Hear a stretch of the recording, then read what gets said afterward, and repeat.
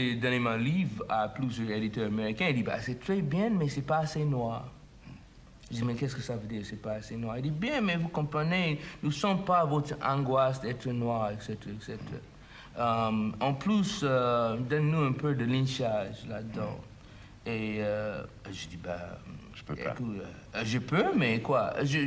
Vous comprenez, une chose que vous a demandé généralement, comme noir en Amérique, vous pouvez gueuler, vous pouvez crier, vous pouvez faire n'importe quoi contre le système américain. Mais une chose, les Blancs vous demandez, montez que vous avez peine. Montez que le système vous avez fait beaucoup de souffrance. Hey everybody, my name is Dom Griffin. I'm a film critic and you're watching the Armchair Auteur. It's an ongoing video series I do where I talk about movies at length and often. If you're the kind of person who likes movies and likes seeing other guys talk about movies on YouTube, you should consider subscribing to the channel. Today's gonna be kind of a shorter video. We're just gonna talk about something that's been annoying me for a couple of weeks. So over the last month, obviously, much of America and the world at large has been reckoning with the idea of racial justice and dealing with just the aftermath of all these protests and different things that have been going on. And, you know, obviously that's really permeated popular culture as well, because a lot of people, even in their sort of free time when they're just watching movies, are still trying to think about how to be more politically aware, politically active, and how to still be kind of a part of the cause even when they're unwinding. This kind of started annoying me when it first popped up, and then really came to a head for me on Juneteenth, when all the different streaming platforms for movies had these playlists for the Black Lives Matter movement. The idea being that if you're gonna log into one of these big sites, you want to watch a movie, hey, here's this entire category where if you're not someone who watches black movies a lot or ever, here's some you can watch. And in practice, I like that idea and I support it, but in execution, it was just really, really grating to me, and I couldn't quite put my finger on why. And then I figured out why, and now I'm making a video about it. So when this started, if you were looking, through the different categories on any of these sites, there would be some kind of Black Lives Matter section. You know what I mean? They call it different things, whatever. But the Netflix one I think is already gone. But I remember looking at that one. It's just literally any Netflix original that has a black person in the thumbnail. Essentially, was what they had. So it was a lot of darker, depressing sort of true stories about the black experience, or whatever. And some of the movies on those lists were okay, but many of them were just really just depressing fare. Again, this is around the same time that The Help was the #1 streaming movie on Netflix for a couple of days, because I guess every person experiencing white guilt wanted to watch a black movie, and that's where their minds went. The one on Amazon Prime is kind of better, because it seems to be designed to uplift black voices, and it's segmented into different categories, and it's a little more diverse. On the one for Hulu, I had to scroll so far before I got to a movie that wasn't going to just make me cry or be sad. It was if you want to watch a black movie, here's all these options. They're all depressing. The truth is, it took me a little bit to kind of understand why this bothered me. I am a person, in my film critic work, I've always wanted to get people to diversify their viewing habits, to watch more diverse films, be they from different countries, different cultures, whatever. And I'm someone that, I'm black and I like black movies, and I want more people to see black movies. That way more black movies can get made. I am totally in support of this in theory. I truly do believe that when it comes to getting society as a whole to get to I don't know, more equality and better togetherness and stuff, that it does require diverse representation in the media as a component. It is not an end-all be-all, but I do think it's important for people when they're watching movies and television to see faces of different people, so one, so the marginalized groups can see themselves on screen, and two, so the people that are not related to those marginalized groups can see representation and understand them a little bit better on some level.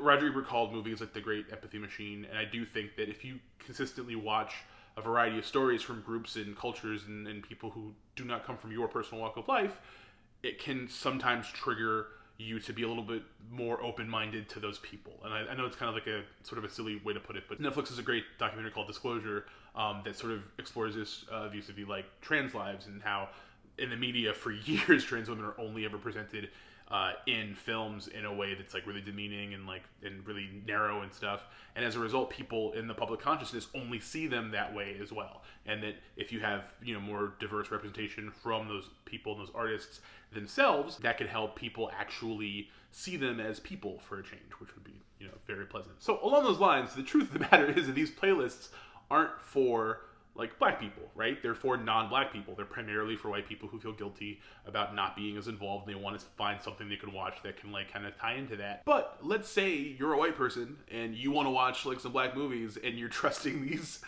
services and sites to like, you know, curate them for you. If you watch the movies they're suggesting to you, the only two things you will think black people do in life is be oppressed and die. And then that's it. And, you know, movies like 12 Years a Slave. 12 Years a Slave is a great movie. Or, like, Ava DuVernay's, like, When They See Us about the Central Park 5. Like, I get that that's an important story and it has its place and people want to watch that. But, like, man, if you're just trying to, like, kind of get where another group of people are coming from based on the art that, like, stars them and is made by them, and you only watch things about, like, slavery, the civil rights movement, and, like, police brutality and all this stuff, like, you get this sense that, like, the black people solely exist to just be like tragic figures, and that's damaging, you know? Like, let's say you really do just want to kind of unlearn the weird rose-tinted glasses version of history that you have been taught since you were a child. There's plenty of great documentaries and like historical fiction things you can watch that will kind of help you unlearn that. I mean, you should probably start with like some books, but like these things do exist. And if you really want to go that route, you should probably go on Canopy, which is like a streaming service that's completely free, and it works if you have a library card. It's like a super, super underrated source for like watching cool movies and stuff. They have a lot of really great stuff. And they have tons of like short form documentary subjects and long form stuff and like older, more obscure art films and things that actually like, if you really want to broaden your horizons, like that's where all that stuff is. Like you should definitely go on Canopy if that's what you're interested in doing. But when I think of some of these other movies, like the other movies that are like very well received, very beloved by like largely white critics, movies about black historical events and stuff that like always get nominated for awards or snubbed for awards. Like these movies, they're good and they do have a place in cinema, and like I think you should watch them, you know, obviously, but I think of the movie like Selma. You know, Selma's like a pretty good movie as far as I remember it, and it was one of the first movies I ever got paid to review, so like it's always going to keep sort of a special place in my heart. And when I watched it, I loved it, and I like never really felt like watching it again. And it was on TV last week, and I watched like pieces of it, and I still thought it was well made, and I was still interested in the movie. But part of me was just like, man, I just don't need this. Like, I don't need this story. I don't need to rewatch I don't need to keep in this space. And like as a black film critic, sometimes I'll get assigned like, you know, movies movies or plays or things that are just about the black experience, and often those things are so limiting and narrow, and like it's like, here, talk about being black, but really I just want you to talk about all this terrible shit that happens all the time that you're always thinking about all the time. Like, do you want to do that? And it's like, I guess I want to, because I would rather me explore it than like you get some random white dude to do it, but at the same time I don't always want to do it. I don't know if I always want to be in this space. So looking at it again, I'm sitting here thinking like, man, I'm looking at these playlists of all these just depressing ass movies that, you know, in some cases I think they're very well made films, but they're not films that I just really think anyone needs to sit and be watching at the moment. Like Mudbound, directed by Dee Reese, is a pretty well made movie. I threw it on one night after having already sat through Detroit, which I hated and it also was depressing, and then I watched this movie and I was just like, why do I need to see these images right now all the time? Why is this something that I need to like do to myself? And even I thought, if I was like a white person and like I was watching these movies, I don't know what I'd really get out of them other than like just sort of making myself feel sad and then like expelling that sadness through black pain, but then not really learning anything or engaging in anything or like growing in any way. It just seems like just a weird masturbatory thing to do that's like depressing and odd. So that got me thinking about 5 years ago, I used to run a column called Dark Gable Presents for a website called Dead Shirt that I wrote for. And in the column, my entire like modus operandi was I just wanted to write about movies that were prominently black, either with prominently black talent in front of the screen or behind the screen or on the page, that were not Tyler Perry movies, but also were not like depressing, you know, like realistic, like serious movies about black pain that like won awards and stuff. Like I kind of want to just explore the other, you know, 80% of good movies with and about black people, you know, because black people do things other than be oppressed and die. Like black people could be like solving mysteries and like going into space and like just different shit in movies, you know. And although the column wasn't super long-lived, I'm really proud of the work that I did there, and like I highlighted a lot of movies that I liked or thought were interesting. So I'm putting the archives for that in the description below this video, so you can kind of see a cool jumping point. Not all these movies are currently streaming, but they are all rentable or easily acquirable through other means.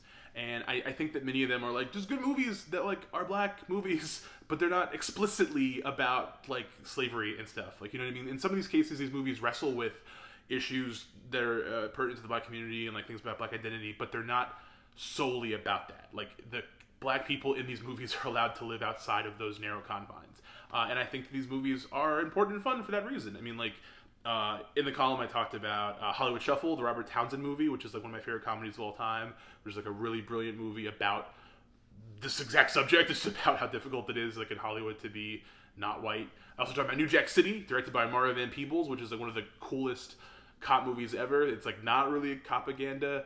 It's like just like a blaxploitation movie on steroids, sort of. It's just one of the most incredible like crime fiction movies like ever made. If you've never seen it, you have to see New Jack City. It's so good. Talked about The Spook Who Sat by the Door, which is like a really incendiary blaxploitation film. That's also like a spy movie, and it's definitely kind of like a really good movie for this current moment for a lot of reasons. I talked about An Oversimplification of Her Beauty, which is like this really great experimental like romance, like all sorts of things, genre melding movie. The director of that film, Terrence Nance, was almost signed on to do the new Space Jam sequel, and they took him off because he was too weird, I guess.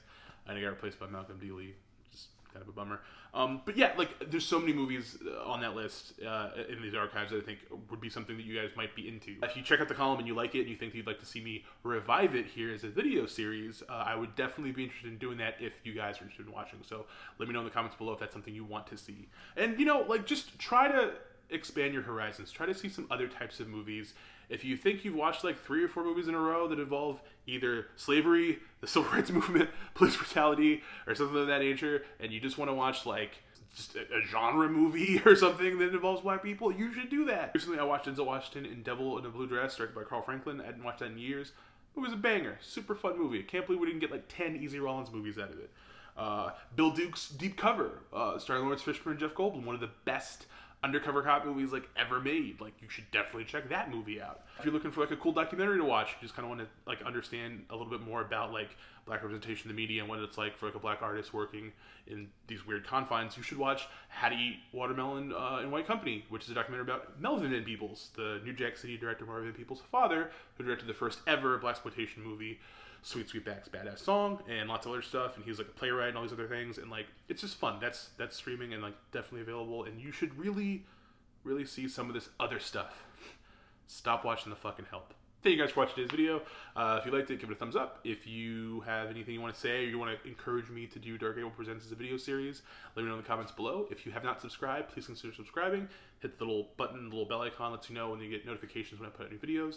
I'll have another review out probably this weekend over a movie that's coming out Friday, and then more videos next week. So thank you guys very much. Hope you're all staying safe and being good to each other and wearing masks when you go out in public, for the love of God. Please.